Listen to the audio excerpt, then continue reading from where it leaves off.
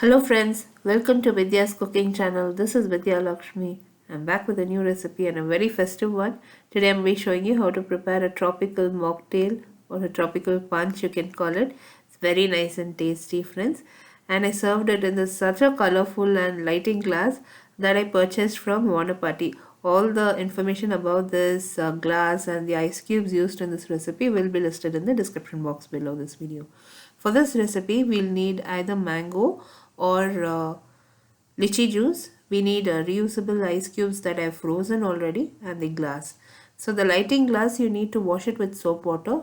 Then we can wipe it down and use it as per choice. Now here these reusable ice cubes, we need to rinse it with soap water, wipe it and then freeze it and use it.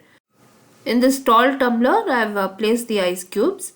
Now we will start adding our juice one at a time. Here I'll be adding the mango juice. You can also use pineapple juice.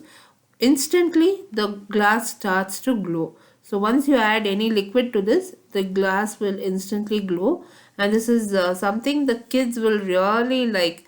And then you just pour the lychee juice on top. So I'm using equal parts of mango. You can use equal parts of pineapple and lychee or mango and lychee.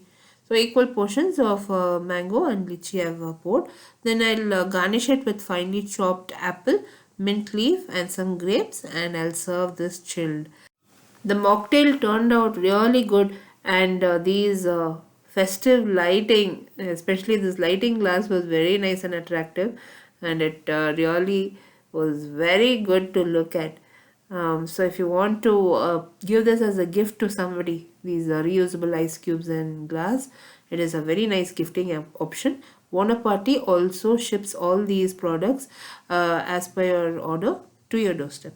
All the information about this recipe and about Wanapati will be in the description box below this video friends.